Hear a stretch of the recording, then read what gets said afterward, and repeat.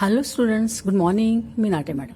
Students, today we have to learn new lesson, financial planning. In this lesson, we have to learn main parts are introduction to financial planning, saving and investment, tax structure and computation of income tax. Now what is financial planning? Financial planning म्हणजे काय? Every investor first spends and the amount required to meet primary necessities and save their remaining amount. One also uses this saving to make a carefully considered investment. This is called financial planning. बघा, प्रत्येक जण काय करत असतो तर त्याने त्याचा जो काही इन्कम असतो तो पहिल्यांदा स्पेंड, त्याच्यातलं काही इन्कम तो स्पेंड करत असतो, त्यातली काही अमाऊंट तो स्पेंड करत असतो, खर्च करत असतो त्याच्या प्रायमरी नेसेसिटीज भागवण्यासाठी. त्यातलं काही अमाऊंट तो सेव्ह करत असतो, उरलेली अमाऊंट तो सेव्ह करत असतो. One also uses this saving to make a carefully considered investment. This is called financial planning. आपलं जे इन्कम असतं त्या इन्कममध्ये काही गोष्टी इन्व्हेस्ट करायच्या, त्या केअरफुली इन्व्हेस्टमेंट करायच्या असतात, केल्या जातात.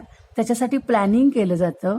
म्हणजे सेविंग जे आहे ते सेविंग केअरफुली इन्व्हेस्ट केलं जातं. त्या प्लॅनिंगला फायनान्शियल प्लॅनिंग म्हणतात. फायनान्शियल प्लॅनिंगचं मेन पर्पज काय? The main purpose of financial planning is the protection and the growth of wealth. संपत्तीचं संरक्षण करणे आणि वाढ करणे संपत्तीमध्ये, याला फायनान्शियल प्लॅनिंग, हे फायनान्शियल प्लॅनिंगचं काय आहे? पर्पज आहे. आता इम्पॉर्टंट काय आहेत फायनान्शियल प्लॅनिंगचे? Many predictable and unpredictable incidences occur in our life. Financial planning is useful for making provisions for such incidences. आपल्या आयुष्यामध्ये अनेक अशा घटना घडत असतात, ज्या घटना, काही घटना आपल्याला माहिती आहेत आणि काही घटना आपल्याला माहीत नसतात. म्हणजे माहीत नसलेल्या अचानक उद्भवणाऱ्या काही घटना असतात आणि काही घटना आपल्याला माहिती आहेत त्या घडत असतात. आणि ह्या सगळ्या घटनांसाठी प्रोव्हिजन म्हणून फायनान्शियल प्लॅनिंग जे आहे ते उपयोगी पडत असतं. आता प्रेडिक्टेबल एक्सपेन्सेस कोणते आहेत? की ज्या घटना आपल्याला माहिती आहेत की ज्याच्यासाठी आपल्याला फायनान्स लागणार आहे. तर education of children, for their marriages, buying a house, old age requirement, ह्या सगळ्या ज्या घटना आहेत आपल्याला माहिती आहेत की पुढील आयुष्यामध्ये आपल्याला आपल्या मुलांचं शिक्षण करावं लागणार आहे, त्यांच्या लग्नासाठी खर्च येणार आहे, घर घेण्यासाठी पैसा लागणार आहे, रिटायर झाल्यानंतर ओल्ड एजच्या साठी आपल्याला पैसा सेव्ह करून ठेवावा लागणार आहेत. ह्या सगळ्या गोष्टी आपल्याला माहिती असतात आणि म्हणून ह्या सगळ्या गोष्टींसाठी फायनान्शियल प्लॅनिंग करणं गरजेचं असतं किंवा फायनान्शियल प्लॅनिंग केलं तर त्याचा उपयोग होत असतो. आता अनप्रेडिक्टेबल एक्सपेन्सेस कुठले येतात? अशा कोणत्या घटना घडतात की ज्या आपल्याला माहिती नसतात किंवा अचानक उद्भवतात आणि त्याच्यासाठी आपल्याला अचानक फायनान्स लागू शकतो. तर नॅचरल डिझास्टर्स आहे, म्हणजे नैसर्गिक काही आपत्ती आली आणि नैसर्गिक आपत्तीमध्ये काही नुकसान झालं, समजा मेडिकल एक्सपेन्सेस आहे, अचानक काही मोठ्या घरातल्या व्यक्तीला आजार उद्भवला तर त्या आजारासाठी खर्च लागू शकतो.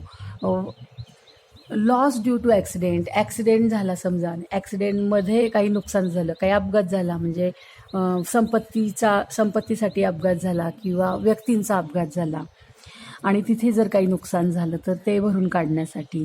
सडन डेथ, समजा घरातल्या एखाद्या कुटुंबातल्या एखाद्या व्यक्तीची सडन डेथ झाली आणि ती व्यक्ती जर कमावणारी असेल तर अचानक जर इन्कम बंद झाला तर अशा काही ज्या अनप्रेडिक्टेबल एक्सपेन्सेस असतात तर त्याच्यासाठी आपल्याला फायनान्शियल प्लॅनिंग केलेलं असणं आवश्यक असतं. आता सेव्हिंग करावं लागतं. आपण जो काही इन्कम आपला असतो त्याच्यातलं काही सेव्हिंग करावं लागतं, काही इन्व्हेस्टमेंट्स असतात. तर सेव्हिंग म्हणजे काय आणि इन्व्हेस्टमेंट म्हणजे काय? तर आपल्या फायद्यासाठी सेव्हिंग केलेलं सेफ असतं आणि आपल्या फायनान्समध्ये वाढ पण होत असते. Saving means it is for our own benefit to keep our saving safe to make them grow. If the money we get or earn is in the form of cash and we keep it as it is without investing, its value diminish with time. आपल्या स्वतःच्या फायद्यासाठी, बेनिफिटसाठी आणि संपत्तीत वाढ होण्यासाठी saving करणं गरजेचं असतं. आणि जर समजा आपण कमवणारा आपल्याला मिळत असलेला जो मनी आहे, पैसा आहे, तो पैसा जर आपण तसाच ठेवला विदाऊट इन्व्हेस्टिंग म्हणजे गुंतवणूक न करता ठेवला तर त्याची व्हॅल्यू काय होत जाते, कमी होते. It's value diminishes with time. वेळेनुसार त्याची व्हॅल्यू कमी येते. उदाहरण बघा, जर समजा तुम्ही एखादी पेन्सिल आज दुकानात घ्यायला गेला आणि एक समजा 10 रुपयाला 2 पेन्सिल जर आज येत असतील तर ह्या 2 वर्षांनी जर तुम्ही पेन्सिल घ्यायला गेला तर 10 रुपयाला एकच पेन्सिल येईल. म्हणजे आपण जर पैसा तसाच ठेवला तर त्याची व्हॅल्यू मात्र कमी झालेली असते. आणि म्हणून जो मनी आहे, पैसा आहे, तो सेव्ह जर केला तर सेव्ह केल्याने त्याच्यामुळे आपल्याला त्या पैशाची व्हॅल्यू वाढते. आणि म्हणून पैसा तसाच ठेवणं योग्य नाही आहे. तर पैसा काय केला पाहिजे, सेव्ह केला पाहिजे. इन्व्हेस्टमेंट्स, कुठल्या इन्व्हेस्ट म्हणजे पैसा सेव्ह करायचा तर कुठे कुठे गुंतवणूक केली पाहिजे. इन्व्हेस्टमेंट्स काय आहेत, तर इन्व्हेस्टमेंट्सच्या बरेच प्रकार आहेत. Investments are of many types. Investors often favour institution like bank and postal departments for investing their money because it is safe there. इन्व्हेस्टमेंटचे अनेक प्रकार आहेत, पण इन्व्हेस्टर शक्यतो काय करतो की बँकेमध्ये किंवा पोस्टामध्ये त्याचे पैसे ठेवायला इन्व्हेस्टरला आवडतात. कारण की तिथे त्यांचा इन्व्हेस्टरचा जो मनी आहे तो कसा असतो, सेफ असतो, सुरक्षित असतो. There is a certain risk in investing money in shares and mutual funds etc. शेअर्समध्ये सुद्धा पैसा इन्व्हेस्ट करू शकतात किंवा केला जातो. त्याचप्रमाणे म्युच्युअल फंड्समध्ये सुद्धा मनी जो आहे, आपला इन्कम जो आहे, त्यातला काही भाग आपण काय करू शकतो, इन्व्हेस्ट करू शकतो. पण तिथे काय आहे, तिथे रिस्क आहे. शेअरमध्ये किंवा म्युच्युअल फंडमध्ये मनी इन्व्हेस्ट करण्यामध्ये काय आहे, रिस्क आहे. कारण की शेअर आणि म्युच्युअल फंडमध्ये पैसा गुंतवणे म्हणजेच बिझनेसमध्ये पैसा गुंतवणे असा त्याचा अर्थ होतो. आणि बिझनेसमध्ये प्रॉफिट होतो तसा लॉस पण होत असतो. आणि जर बिझनेसमध्ये लॉस झाला तर आपण शेअरमध्ये गुंतवलेला आणि म्युच्युअल फंडमध्ये गुंतवलेला जो आपला पैसा आहे, आपला मनी आहे, त्याला प्रॉफिट होण्याच्या ऐवजी लॉस पण होऊ शकतो.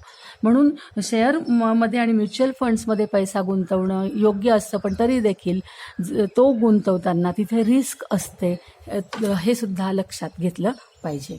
आता किती वेगवेगळे टाईप्स आहेत आपल्याला माहितीच आहे, तरी पण आपण एकदा आपल्या पुस्तकात पण दिलेले आहेत. तर बघा, हा ट्री दिलेला आहे सेविंग अँड इन्व्हेस्टमेंटचा. तर आपण कुठे कुठे आपला जो मनी आहे, इन्कममधला जो पार्ट आहे, तो आपण इन्व्हेस्ट करू शकतो. तर पहा, पोस्टल लाईफ म्हणजे PLIमध्ये PPF सॅलरी अकाउंट असतं आपलं, तिथे आपण पैसा, पोस्ट ऑफिसचं RD आहे, नंतर senior citizen investment scheme, pygmy account, bonds, NSS funds, mutual fund, shares, insurance, saving, fixed deposit, recurring deposit, nationalise bank deposit, saving account, हे असे अनेक आपल्याला काय आहेत, टाईप्स आहेत. इन्व्हेस्टमेंट करण्याचे अनेक टाईप्स आहेत. आपण ह्या सगळ्या ठिकाणी आपले मनी काय करू शकतो, सेव्ह करू शकतो, इन्व्हेस्ट करू शकतो. आणि प्रत्येकाची प्रोसेस वेगळी आहे. प्रत्येकाचा जो रेट आहे, इंटरेस्ट रेट, तो पण प्रत्येकाचा वेगवेगळा आहे. तर ह्या सगळ्या इन्व्हेस्टमेंटच्या काय आहेत, टाईप्स आहेत. आणखीन इतरही काही टाईप्स आहेत, ते तुम्ही शोधून काढा आणि ह्या रिकाम्या जागेमध्ये तुम्ही त्या भरायच्या आहेत. Okay, now late us see the practice set. 6.1. आता आपण 6.1 हा प्रॅक्टिस सेटला आपण सुरुवात करूया. 6.1 प्रॅक्टिस सेट सुरुवात करण्याच्या आधी आपण एक फॉर्म्युला मी तुम्हाला सांगते. आपल्याला पर्सेंटेजचं उदाहरण आलं की आपल्याला फार भीती वाटते की पर्सेंटेजचं उदाहरण आता कसं करायचं. फॉर एक्झाम्पल 100चे 2% काढा असं तुम्हाला म्हटलं. 2% ऑफ 100 शोधून काढायला सांगितलं, किंवा 38% ऑफ 219.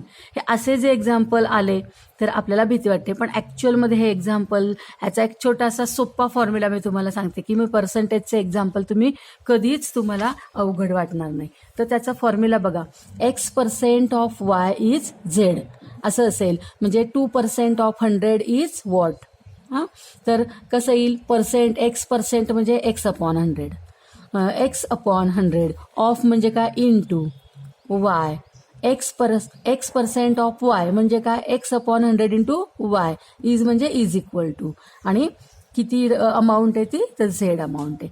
आणि म्हणून X% of Y is Z याचा फॉर्म्युला येईल X/100 into Y is equal to Z.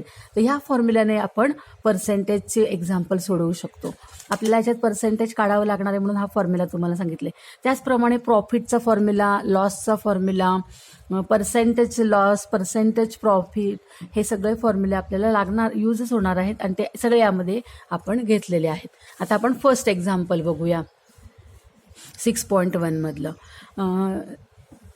Alka spends 90% of the money that she receives every month and save rupees 120. How much money does she get monthly? बघा, अलका काय करते, 90% मनी तिला जो मनी मिळतो, तिला जो इन्कम मिळतो त्यातला 90% ती स्पेंड करते, खर्च करते, आणि तिच्याकडे फक्त किती रुपये राहतात, अँड सेव्ह रुपीज 120, आणि 120 रुपीज तिच्याकडे शिल्लक राहतात. How much money does she get monthly. तर याच्यावरनं आपल्याला काढायचं आहे की तिला मंथली किती रुपीज मिळतात. बघा, आता इथे ना 2 गोष्टी लक्षात ठेवायच्या. आपल्याला अमाऊंटमध्ये मिळणारी आणि पर्सेंटेजमध्ये मिळणारी जी मनी आहेत, किंवा अमाऊंटमध्ये स्पेंड होणारे, पर्सेंटमध्ये स्पेंड होणारे, तर 2 अमाऊंट जी आहे ती 2 प्रकारे आपण दाखवू शकतो. पर्सेंटमध्ये दाखवू शकतो आणि अमाऊंटमध्ये, रुपीजमध्ये दाखवू शकतो. तर ह्या गोष्टी लक्षात ठेवायच्या. आता इथे तिचा जो खर्च आहे तो कशात दाखवला आहे, तो पर्सेंटेजमध्ये दाखवला आहे, आणि तिचं जे सेव्हिंग आहे ते कशात दाखवलेलं आहे, ते रुपीजमध्ये दाखवलं आहे. मग रुपीजमधलं जे आहे ते आपण पर्सेंटेजमध्ये आणू शकतो, किंवा पर्सेंटेजमधलं ते रुपीजमध्ये पण आणू शकतो. तर ते एक्झाम्पल सोडवताना येईलच लक्षात. बघा तुमच्या, सपोज अलका रिसिव्ज X. आता तिचे मंथली इन्कम किती आपल्याला माहिती नाही, तो आपण किती मानला, X मानला. Suppose Alka receives rupees X per month. अलकाला प्रत्येक महिन्याला X रुपीज मिळतात असं आपण मानूया. आता ती किती स्पेंड करते, she spends 90% of the money she receive. ती जेवढी रक्कम ती रिसिव्ह करते, तिला मिळते, त्यातला ती 90% काय करते, स्पेंड करते. म्हणजे तिचा खर्च आहे 90%. आता बघा, तिचा जर खर्च 90% असेल तर उरतात किती तिच्याकडे, 90% गेल्यावर 10% होतात. आणि म्हणूनच आपण इथं लिहू शकलो, she spend 90% and therefore she saves 10% of the money she receive. म्हणजे ती 10% काय करते, सेव्ह करते, तिला ज्या रुपीज जे तिला मिळतात त्याच्यातले. आता 10% ती काय करते, सेव्ह करते, पण तिचं हे काय आहे, पर्सेंटेजमधलं सेव्हिंग आहे 10%, पण तिचं अमाऊंटमधलं सेव्हिंग किती दिलं आहे, 120. हां, बट शी सेव्स रुपीज 120. हे काय आहे, शी सेव्स 10%, हे पर्सेंटेजमधलं सेव्हिंग आहे, आणि शी सेव्स रुपीज 120 हे अमाऊंटमधलं सेव्हिंग आहे. मग आता अमाऊंटमधलं सेव्हिंग किती आहे, 120. म्हणजेच काय, तर she saves 10% of money she receives. म्हणजे तिला जे मिळतात Xचे 10% ती काय करते, सेव्ह करते. म्हणजे 10% ऑफ X किती येते, ते 120 आहे. ह्या सेंटेन्सचा अर्थ काय होतो, she saves 10% of money she receives but she saves rupees 120. याचा अर्थ असा होतो 10% ऑफ X इज 120. म्हणजे 120 काय आहे, तर 120 हे एक्सचे 10% आहे. आता आपल्या फॉर्म्युला काय आहे, x% of y is Z. तर x% म्हणजे x/100, ऑफ म्हणजे इंटू, y म्हणजे y, इज म्हणजे इज इक्वल टू झेड म्हणजे Z. x% of y is Z म्हणजे काय, x/100 into y is equal to Z. तर हा फॉर्म्युला आपण इथे यूज करूया. 10% ऑफ x इज 120. 10% म्हणजे 10/100, ऑफ म्हणजे इंटू, एक्स म्हणजे एक्स, इज म्हणजे इज इक्वल टू 120 म्हणजे 120. म्हणजेच काय, 10/100 into x is equal to 120. आता 10/100ला आपण डिवाइड, 10नी 100ला डिवाइड केलं तर येईल 1/10 येईल. 10 हे 100. मग इथे 1/10 into x is equal to 120 आले. 10 इकडे आणले गुणाकारात, तर x is equal to 120 into 10 म्हणजे 1200 म्हणजे 1200 rupees. Alka receives rupees 1200 per month. अलकाला प्रत्येक महिन्याला किती रुपीज मिळतात, तर 1200 रुपीज मिळतात. Now let us see the second example. आता आपण सेकंड एक्झाम्पल बघूया. Sumit borrowed a capital of rupees 50,000 to start a business of food products. सुमितनी काय केलं, 50,000 रुपये हे भांडवल जे आहे ते गुंतवलं, उसने घेतलं. Sumit borrow a capital rupees 50,000 to start a business of food products. Food प्रॉडक्टचं बिझनेस सुरू करण्यासाठी सुमितनी 50,000 हे काय केलं, भांडवल उसनं घेतलं. आता काय झालं, त्यांनी व्यवसायाचा सुरू केला. त्या व्यवसायात काय झालं, in the first year he suffered a loss of 20%. पहिल्या वर्षी त्याला 20% काय झाला, लॉस झाला, म्हणजे नुकसान झालं, तोटा झाला. 20% नुकसान कशाचं 20%, तर भांडवलवर, कॅपिटलवर. 50,000 वरती 20% त्याला नुकसान झालं. हे झालं पहिल्या वर्षी. आता पुढच्या वर्षी काय झालं बघा, ही इन्व्हेस्टेड द रिमेनिंग कॅपिटल. आता 20% नुकसान झाल्यानंतर काही तोटा झाला, पण काही 50,000 काही शिल्लक राहिले त्याच्या हातामध्ये. तर त्याच्या हातात जे शिल्लक रिमेनिंग कॅपिटल जे राहिले, उरलेल्या कॅपिटलमधून, उरलेल्या भांडवलातून त्यांनी नवीन बिझनेस सुरू केला. In a new business of sweet mart. Sweet मार्टचा नवीन बिझनेस सुरू केला. आणि त्या बिझनेसमध्ये त्याला काय झालं, and made a profit of 5%. आणि त्या बिझनेसमध्ये त्याला 5% प्रॉफिट झाला. पहिल्या बिझनेसमध्ये 20% नफा झाला, तोटा झाला. आणि उरलेल्या भांडवलात जो बिझनेस सुरू केला त्याच्यामध्ये 5% त्याला नफा झाला. आता हे सगळं टोटल मिळून त्याच्या शेवटी त्याच्या हातात किती शिल्लक राहिलं, how much was his profit or loss on his original capital. तर नंतर शेवटी 2 वर्षानंतर त्याच्या हातामध्ये जे अमाऊंट शिल्लक राहिली, त्या अमाऊंटवरून त्याला प्रॉफिट झाला की लॉस झाला, हे आपल्याला शोधून काढायचंय. आता आपण पहिल्या वर्षी त्याला काय झालेलं आहे आणि त्याचं किती कॅपिटल शिल्लक राहिलेलं आहे ते सॉल्व्ह करूया. In first year Sumit suffered 20% loss on 50,000 rupees. पहिल्या वर्षी त्याला 50,000 वर 20% काय झालेलं आहे, लॉस झालेला आहे. Therefore loss is equal to, मग आता त्याचा लॉस किती झालाय त्याला, 20%. कशावर, 50%, 50,000 वरती. म्हणजे काय येणार आहे, 20% loss on 50,000. And therefore loss is equal to 20/100 into 50,000. आता हे 2 0 गेले, हे 2 0 गेले. इथे किती आलं, 20 इंटू 500 म्हणजे 20 इंटू 500 म्हणजे 10,000. लॉस किती झाला त्याचा, रुपीज 10,000. सुमितला पहिल्या वर्षी 10,000 रुपये काय झाला, तोटा झालेला आहे. आता 10,000 रुपये तोटा झाला म्हटल्यानंतर त्याच्याकडे किती होते, 50,000 होते. त्याचं ओरिजिनल कॅपिटल भांडवल होतं 50,000. त्यातले लॉस गेला, 10,000 गेला, किती शिल्लक राहिले, 40,000.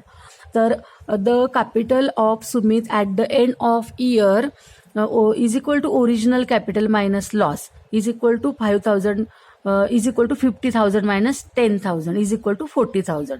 मग त्याच्याकडे आता भांडवल किती राहिलंय, 40,000 त्याच्याकडे भांडवल राहिलेलं आहे. आता ह्या 40,000 त्यांनी नवीन बिझनेस सुरू केला. In new business of sweet mart त्याला काय झालं, 5% प्रॉफिट झाला 40,000वर. Sumit made 5% profit on 40,000. आता 40,000 वरती किती, 5%. मग प्रॉफिट किती झालाय, profit is equal to 5% on 40,000. Profit is equal to 5% म्हणजे 5/100 इंटू 40,000. 2 0 गेले, 2 0 गेले. 5 इंटू 400 म्हणजे 2000 रुपीज त्याला काय झालं, प्रॉफिट झाला. आता त्याच्याकडे किती होते, 40,000 होते आणि 40,000वर त्याला प्रॉफिट झालेला आहे 2000. म्हणजे त्याच्याकडे आता टोटल किती राहिले, हे 40,000 आणि हे 2000, म्हणजेच आत्ता त्याच्याकडे शिल्लक असलेले रुपीज आहेत 40,000 प्लस 2000 इज इक्वल टू 42,000.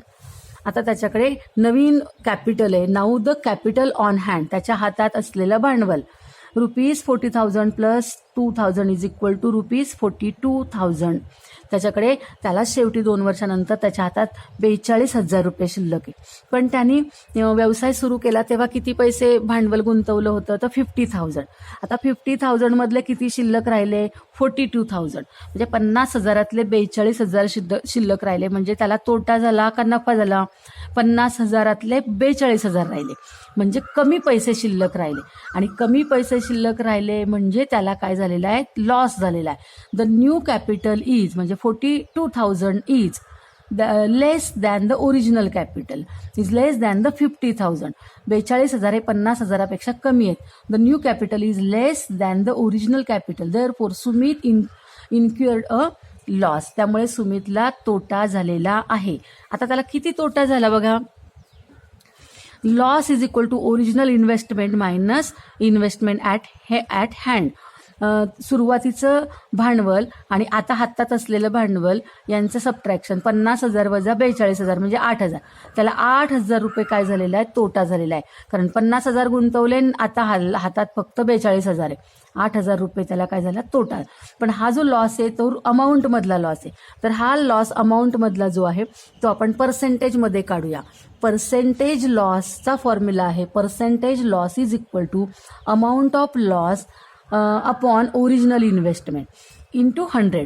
म्हणजे त्यांनी किती रुपये गुंतवले होते आणि त्यातले किती रुपये त्याचे लॉस झाले यांचा रेशो इंटू 100 हा झाला पर्सेंटेज ऑफ लॉस. हा फॉर्म्युला आहे पर्सेंटेज ऑफ लॉसचा. तर हा फॉर्म्युला पण तुम्ही नीट लक्षात ठेवायचा. तर percentage of loss is equal to 8,000 upon 50,000 into 100. हे 2 झिरो गेले, हे 2 झिरो गेले, हे 2 झिरो गेले, हे 2 झिरो गेले. आता 80 भागिले 5 किती येईल, 16. म्हणजे 16%. पर्सेंटेज किती आलंय त्याचं, 16. Sumit incurred 16% loss. म्हणजे सुमितला किती तोटा झालेला आहे, 16% तोटा त्याला झालेला आहे. 50,000 रुपये त्यांनी गुंतवले, त्यातले पहिल्यांदा 20% तोटा झाला, नंतर परत 40,000 उरले ते गुंतवले, मग 5% त्याला काय झाला, फायदा झाला. पण टोटलमध्ये त्याला हातामध्ये 42,000 उरले आणि म्हणून त्याला 8,000चा तोटा झाला. आणि 8,000चा तोटा झाला म्हणजेच त्याला किती टक्के तोटा झाला, 50,000ला 8,000, तर त्याला 16% त्याचा काय झालेला आहे, लॉस झालेला आहे.